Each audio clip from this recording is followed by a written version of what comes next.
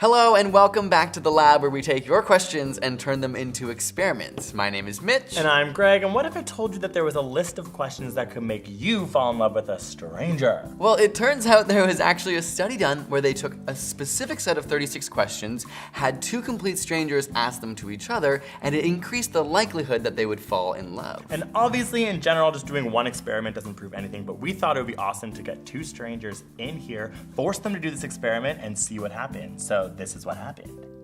My name is Cam and I'm 24. My name's Emily and I'm 22 years old. I'm nervous about today, to be perfectly honest. I really want to see if the study works. I think it'll be, what if we hate each other or we don't like what we're saying? I think it'll be cool to see if it's effective. Hey, how's it going? Great, how are you? Good, Emily, right? Yes, Cam. Cool. Very nice to meet you. Yeah, nice to meet you too. Are you nervous at all for this? Yes. Yeah, me too. We can just get started. So, the first question.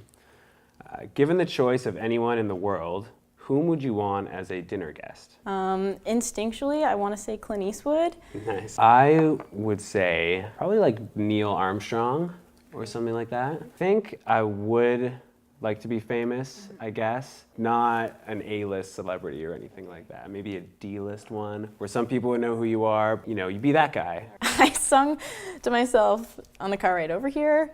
I was listening to Taylor Swift. Nice. What song? The whole album. Oh, nice. And Fearless, not even her new stuff, so. They're keeping the questions pretty light, as you could see. You used to think I was gonna die really young, like in high school when I was angsty. I was like, that's gonna happen. But then I hit 18 and I was like, forget that, Emily, you're gonna live to 100, you're making the Century Club. I've always wanted to be a good artist. I'd like to be maybe a bit more assertive. Maybe not too much so though. I don't wanna push people into doing anything they don't wanna do. My most terrible memory was the morning my sister called me to tell me that my mom had had a heart attack. Yeah, she's okay. Okay, that's good that she's okay, but I can imagine that is terrifying. Yeah, that was a bad memory. She's Yeah, well now? yeah, she's doing well. Good. She's doing very well. I would say mine would be when my grandma's mind just kind of started deteriorating, because she lived with us for my whole life. To see her forget who I am and call me a different name, and she would wake up some days and and she's a 90-year-old woman and wonder why she didn't have school. That whole part is pretty terrible, I would say. So, yeah. Yeah, it'd be really hard. Mm-hmm.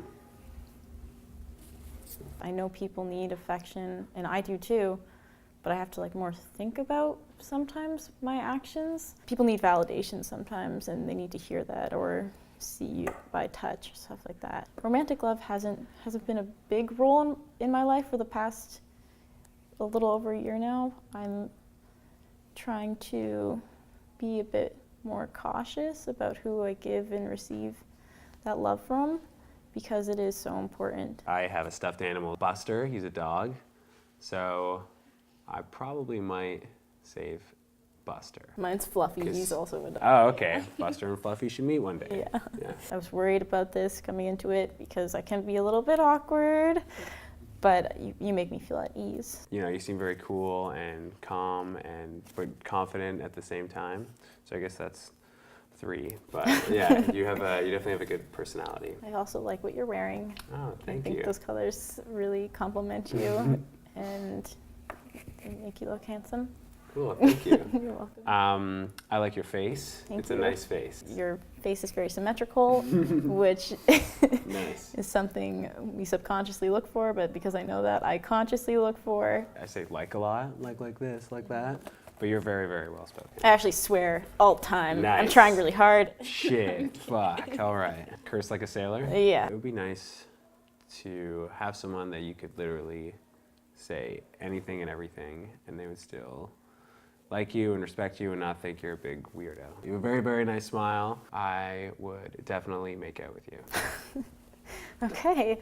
Yeah, I was kind of thinking about that, on our break. I was like, yeah, I would definitely make out with him. Yeah, I think he's pretty attractive. We have a lot of things in common, and I like what I like, so it's a good thing. I think it's a good thing that, we can have a lot of stuff in common.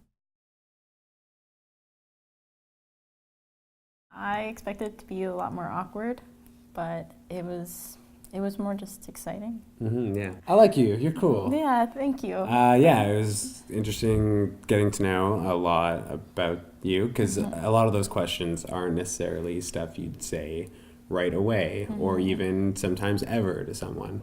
Would you guys like to see each other again after this? Yeah. Yeah. I would like to see him again. Okay, and if you guys want to, and there's no pressure, you guys can kiss if you would like. Sure. Sounds good.